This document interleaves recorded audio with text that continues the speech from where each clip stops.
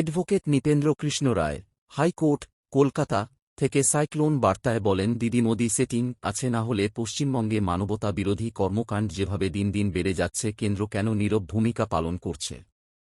তার প্রতিকারের কোনো ক্ষমতা কি নেই কেন্দ্রীয় সরকারের কাছে, এই প্রশ্ন জনগণের। ভোটের আগে জনগণের উদ্দেশ্য দিলেন বড় বার্তা হাইকোর্টস চেম্বারে সাংবাদিকদের বলেন ট্রাভেল মেকার, নির্বাচন কমিশন, দেশ, জাতি, রাজনৈতিক ও উদ্বাস্তুদের অজানা কাহিনীর সংক্ষিপ্ত বিবরণে অ্যাডভোকেট নৃপেন্দ্র কৃষ্ণ রায় উল্লেখ করেন। এইরকম আরও অনেক সামাজিক চিত্রধারণ দেখার জন্য ইউটিউব চ্যানেল প্রাঞ্জলা বার্তা TV subscribe, comment, share, like দিয়ে পাশে থাকবেন। ডাকলেন বা কি উদ্দেশ্যে ডাকলেন? দেখো, আজকে ফার্স্ট আওয়ারে একটা কেস নিয়ে গেছিলাম, চিফের ঘরে মেনশন করবো। এটাও ইলেকশন রিলেটেড কেস। এই কেসটা আমরা দায়িত্ব দেওয়া হয়েছে জাস্টিস, অনারেবল জাস্টিস কৃষ্ণ রাওকে। ওনার ওখানে মেনশন করা হয়েছে, উনি বললেন এই ব্যাপারটা আমরা এখন ইলেকশন সম্বন্ধ মামলা আমি শুনবো না, অলরেডি এই একটা অর্ডার পাস করে দিয়েছি। তো অনেকক্ষণ জারি জিরা করার পরে ঠিক আছে আমি চিফকে বলতে এসেছি। তো ওই ছোট্ট করে বলে নিয়ে মামলাটা হচ্ছে তোমার ইয়ারও ভুল করেছে, ইয়ারও ভুলের জন্য আমার নমিনেশনটা, আমার ক্লায়েন্টের নমিনেশনটা বাতিল হয়ে গেছে। একই জিনিস, আমার ক্লায়েন্ট হচ্ছে ভবানীপুরের ভোটার, উনি সরি বরাকপুরের ভোটার, উনি ভবানীপুর থেকে দাঁড়াবেন। তো ভবানীপুর থেকে ইলেকট্রাল রোলের ওই একটা বার করতে হয়, ওটাকে বলে এক্সট্রাক্ট অফ ইলেকট্রাল রোল। উনি বার করেছে, উনি স্ট্যাম্প লাগাননি। পরের দিন আবার আমাকে দৌড়ানো হলো, স্ট্যাম্প লাগাননি, ঠিক আছে স্ট্যাম্প লাগিয়ে দিল। আবার এলাম, বুঝলে গোল্ড স্ট্যাম্পও লাগবে। দেখুন এই আরো কত বড় গর্ধব সে। যদি তোমার মনে করো আমার এই ভদ্রলোকের এটা ক্যান্সেল হয়ে যেতে পারে, তুমি গোল্ড স্ট্যাম্প লাগাও বা তুমি স্কোয়ার স্ট্যাম্প লাগাও, হোয়াট এভার রিকোয়ার্ড তুমি করো। তার জন্য আমার ক্লায়েন্টকে সাফার করতে হলো। নমিনেশন ফাইল ডিসিআর 10,000 টাকা, আমি 10 কোটি টাকা ওখানে ফাইল করেছি। আমার ইলেকশন হয়ে গেল, আমি যেন টাকাটা ফেরত পাই, সেই জন্য মামলাটা আমি করবোই, কালকে আবার করবো। তো সেই মামলাটাই চিফ জাস্টিস ঘরে দেখলাম 10টা, 10:30 থেকেই ওখানে লন্ডন ফ্রেন্ড কল্যাণ ব্যানার্জি দাঁড়িয়ে আছেন। বলা অবস্থা আগে থেকে বুঝে গেছি কি ব্যাপার। ইলেকশন কমিশন বলছে যে যারা যারা ট্রাবল মেকার তাদেরকে আগে থেকে অ্যারেস্ট করে নাও। How could they know that a troublemaker is? হ্যাঁ বলো, আমাকে দেখে ট্রাবল বলা যায়? আমি তো সব থেকে বড় ট্রাবল মেকার। আমি তো এখন সাইক্লোন করে ইলেকশনটাই পণ্ড করে দেবো। তাহলে আমাকে অ্যারেস্ট করুক, প্রমাণ করুক আগে। যাকে যেটা বলছিলাম, কল্যাণ ব্যানার্জি বক্তব্য জমা আছে, বেঙ্গল গভর্নমেন্টও বলছে যে ভাই ইলেকশনের ইয়েতে আমাদের বুথ অব্দি ইলেকশন কমিশনের বাইরে ল অ্যান্ড অর্ডারটা বেঙ্গল গভর্নমেন্টের। তো এবারে ওরা যদি বুথে যায় তাহলে অ্যারেস্ট করবে ইলেকশন কমিশন নাকি বেঙ্গল গভর্নমেন্ট করবে? এই নিয়ে বহুত মানে এটা হাস্যকর খেলা চলছে। যেরকম ভাবে ওই এসআইআর এ নোটিশ করলো অমর্ত্য সেনকে, ইলেকশন কমিশন করলো। প্রথম কথা আমি বলছি, ইলেকশন কমিশনের কি মানে ঢাল নাই, তরোয়াল নাই, নিধিরাম সর্দার, নিজের স্টাফ নেই, নিজের লোক নেই, পাওয়ার আছে বিরাট। এদের আর লজ্জা করে না এই মুহূর্তে এসে ইলেকশন লাস্ট মোমেন্টে? সারা বছর ধরে তুমি ঘুমাচ্ছ, পরীক্ষার আগে তুমি ওই লণ্ঠন জ্বালিয়ে পড়তে আরম্ভ করেছো রাত জেগে। কত লোকের কত কষ্ট হচ্ছে বলতো। ট্রাভেল মেকার তুমি জানো না কে? Don't you know who is the travel maker? Bharat সরকার জানে না ট্রাভেল মেকার কে? আমরা মামলা করিনি যে এই মুহূর্তে পশ্চিমবঙ্গে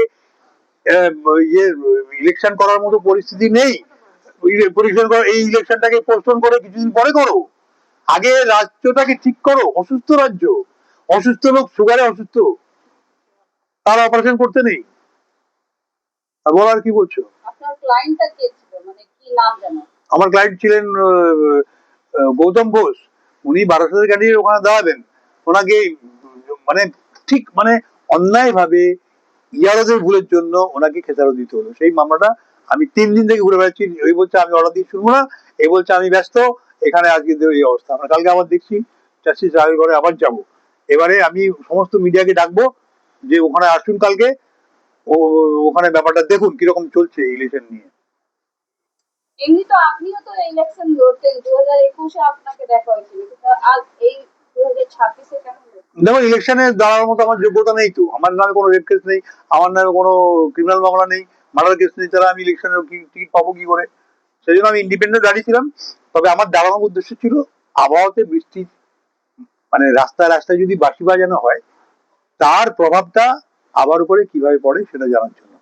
আমি 2021-এ এপ্রিল মাসে যেদিন যেদিন বাঁশি বাজিয়েছি সেই দিন বৃষ্টি হয়েছে। আর এই ইলেকশনটা আমি মামলা করে বন্ধ করতে পারলাম না, আমি সেই জন্য এই সাইক্লোন তৈরি করছি, চেষ্টা করছি। আপনারা সবাই জানেন 2021-এর পর থেকে একটা সাইক্লোন ঢুকেনি। 2021-এ বাংলাদেশে হিন্দুদের হত্যার প্রতিবাদে আমি বাজিয়ে এসেছি শিলচরে। তারপর থেকে 4খানা সাইক্লোন শিলচরে গেছে, চিত্রাং, মিদিল, মোকা, রেমল। 2021 থেকে 26-এ সাইক্লোন ঢোকেনি। আমি ভারত সরকারকে বলছি, বি কেয়ারফুল, হয় তুমি আমাকে মেরে দাও, তো আমি তোমাকে সাইক্লোন দিয়ে শেষ করে দেবো।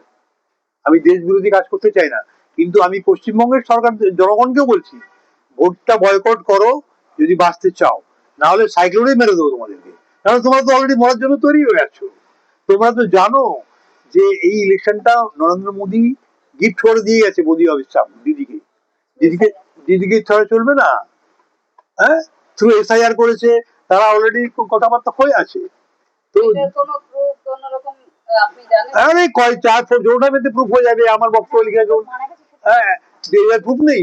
2000 তুমি এত লোক, এর আগে এত লোক মারা গেছে, গত ইলেকশনে তুমি এত লোক মারা গেছে, তার তুমি বিচার করতে পারোনি। এই দিলীপ ঘোষ বাজার গরম করে দিয়ে ঠান্ডা করে বসে রয়েছে, মাঠে ময়দানে সব লোক মারা যাচ্ছে, রক্তাক্ত লোক, চিৎকার চেঁচামেচি। কেন তোমার খগেন মুর্মুর গাল ফাটিয়ে দেয়নি? ওই চাড্ডার চাড্ডি খুলে দেয়নি এরা প্রায়? কেন লজ্জা লাগে না তোমাদের অমিত শাহ? তুমি এখানে আরজি করে একটা বিচার দিতে পারো না? বিচার কি শুধু মমতা করবে? তোমার দায়িত্ব তো। আজকে আমেরিকায় বসে কে বুঝবে আরজি কর কার আন্ডারে? মোদির আন্ডারে দেখবে। আমেরিকায় ট্রাম্প ভাববে Narendra what are you doing, Mr. Modi? You are not being able to give justice to people who are getting murdered in your this thing. ও ডোনাল্ড ট্রাম্প বলবে না এটা নরেন্দ্র মোদী ফেলবেন না? আর সেই দিনে গণেশ পূজা করছে জাস্টিস ওই ইয়ে ঘরে, এইবারে আমাদের চন্দ্রচূড়। এই তো জাস্টিসদের অবস্থা। একজন জাস্টিসের ঘরে কালো টাকা পাওয়া যাচ্ছে, সে বলছে না আমি জানি না, ঘরে কারা ঢুকিয়ে দিয়েছিল বস্তা।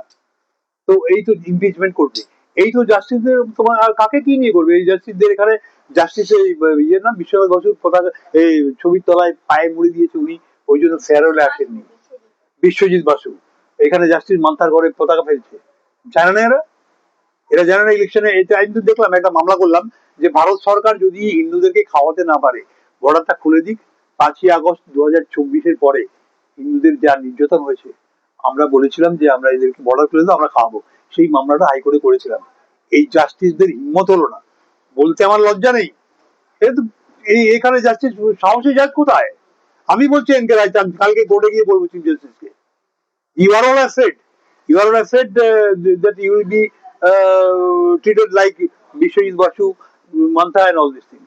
That's why you are not coming up. কেন হিন্দুদেরকে ওভাবে মারা হচ্ছে? তোমার একটা বিবেক নেই বাংলাদেশে? তুমি তাদেরকে বর্ডারে বসে খাওয়াতে পারো না? সেই মামলাটাকে রিজেক্ট করে দিল। আর ইলেকশনের বিরুদ্ধে মামলা রিজেক্ট হয়ে যাবে আমি জানি, সেই জন্য মামলা ফাইল করিনি।